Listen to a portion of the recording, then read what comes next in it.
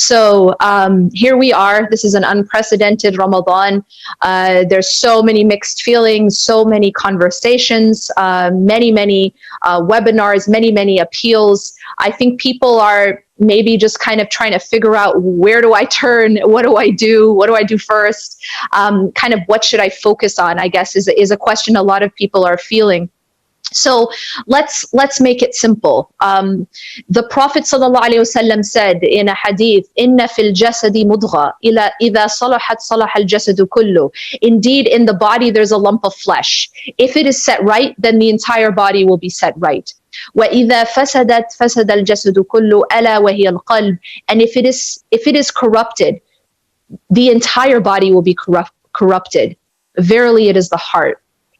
If we want to know how to change our lives, how to change our relationship with Allah, how to change our relationship with the creation, how to revolutionize our Ramadan, we have to go back to the words of the Prophet ﷺ. He said, by changing the heart, we change everything.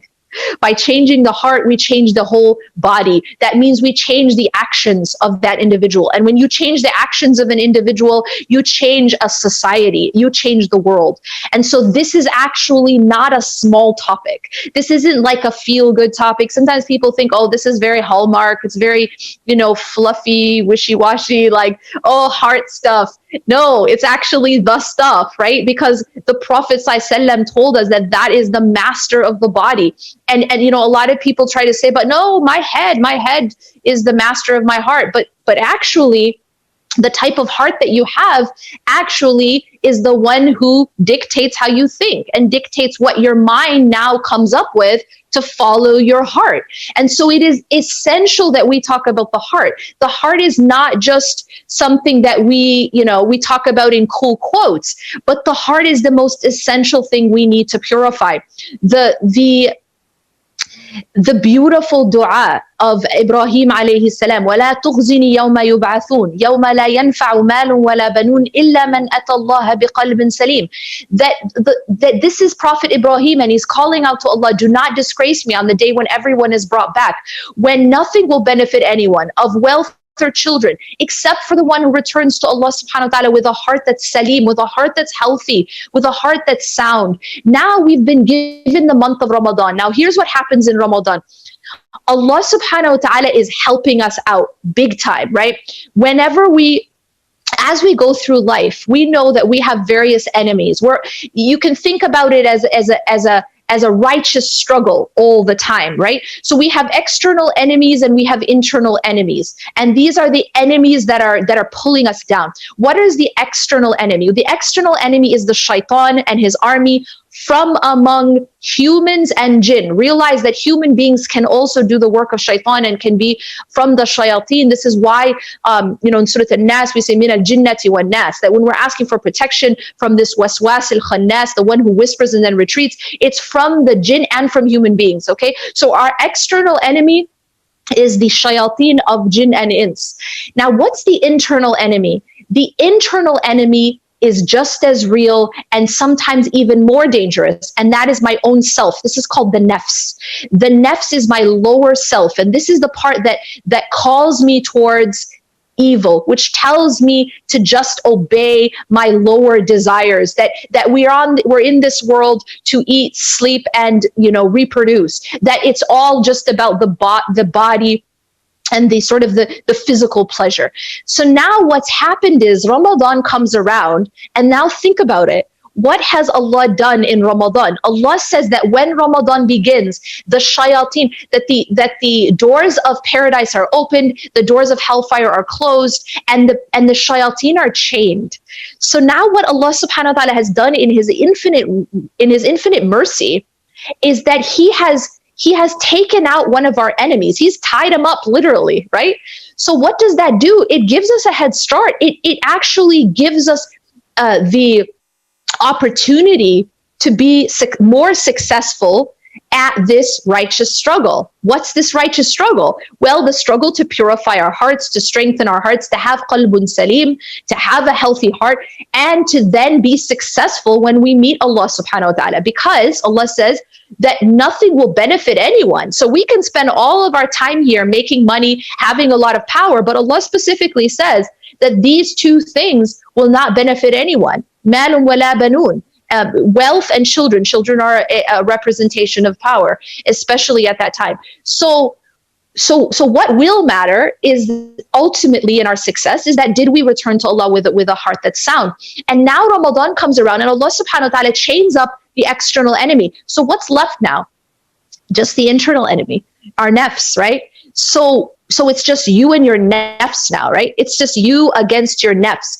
And then Allah does something else to help us out. And that is that He prescribes siyam. He prescribes fasting, right? كُتِبَ عَلَيْكُمُ الصِّيَامَ كَمَا كُتِبَ عَلَى الَّذِينَ مِنْ قَبْلِكُمْ لَعَلَّكُمْ تَتَّقُونَ. So Allah subhanahu wa ta'ala says that He has prescribed fasting upon you as He has prescribed on those who came before you. Why? So that you will learn God consciousness.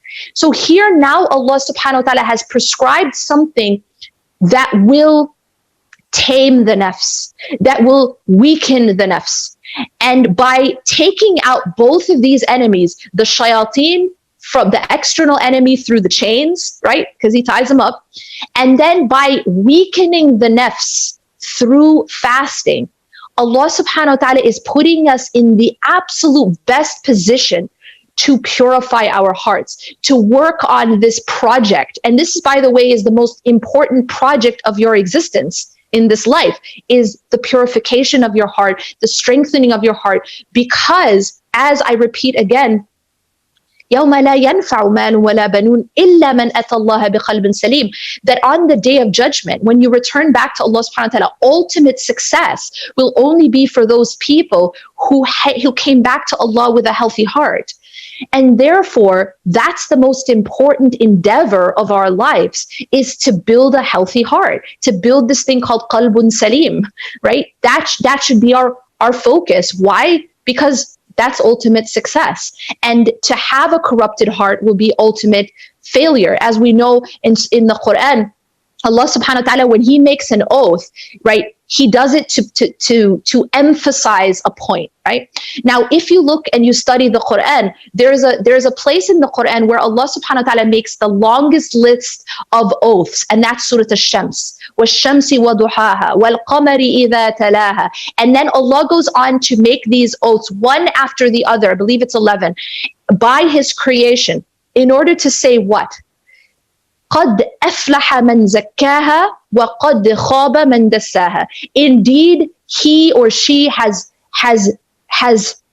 succeeded. And this is ultimate success. It's not like success, I got a raise, success, I published a book, success, I got a promotion. This is ultimate success. Indeed, he or she has succeeded who purifies it, who purifies the nafs, who purifies the nafs or the heart, the internal part.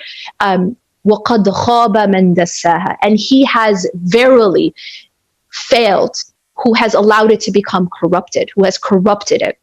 So this is the most important endeavor that we have. And now Ramadan is here, and now we have a fighting chance to do it, because shaitan is chained and our nafs is weakened. Now, how can we do it?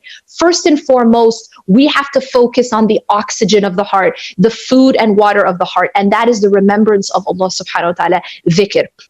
Allah subhanahu wa ta'ala's remembrance is what keeps our heart alive.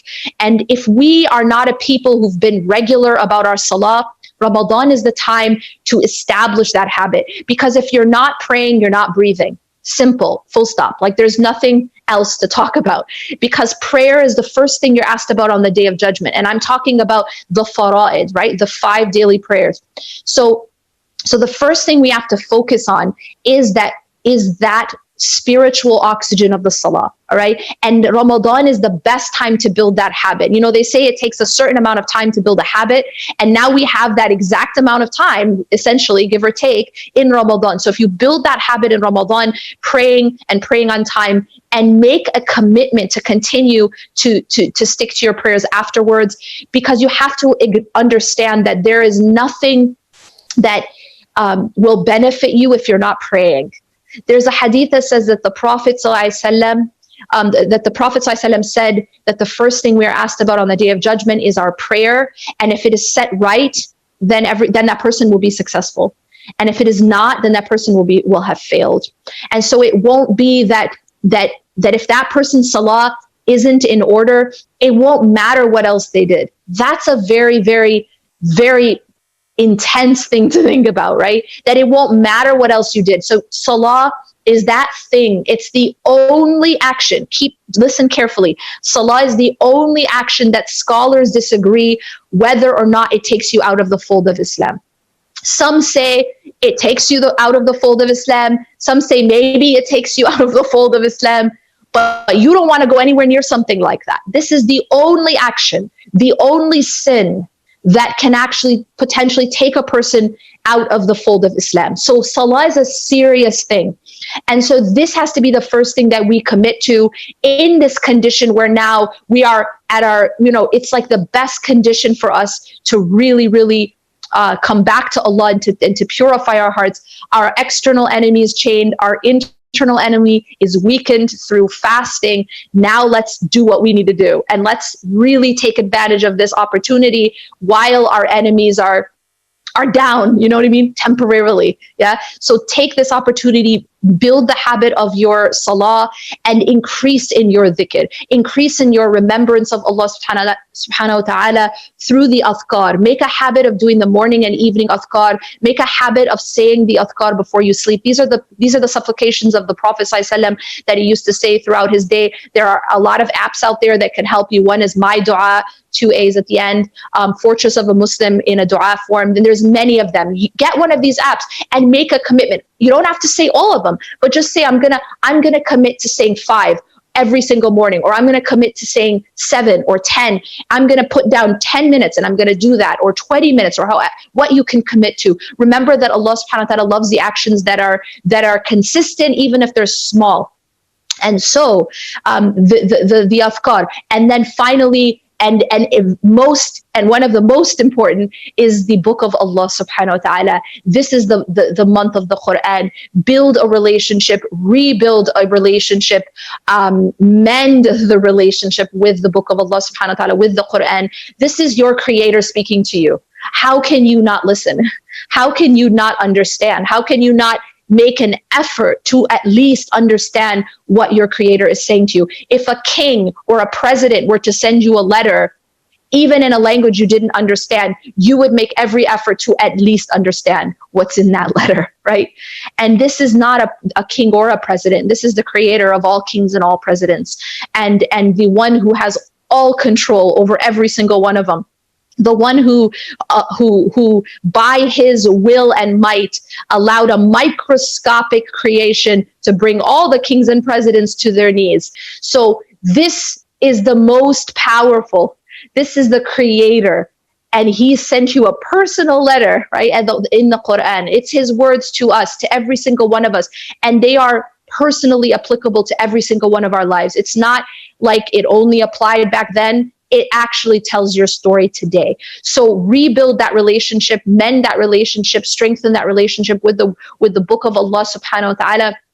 And this is how we're gonna be able to leave this Ramadan with a heart that is purified, qalbun salim. And inshallah, we pray that Allah subhanahu wa ta'ala allows us to return back to him with a heart that is sound and healthy, and that Allah allows us to leave this life upon tawheed. La ilaha illallah. أقول قولي هذا واستغفر الله لي ولكم إنه غفور رحيم. سبحانك الله وبحمدك أشهد أن لا إله إلا أنت أستغفرك وأتوب إليك.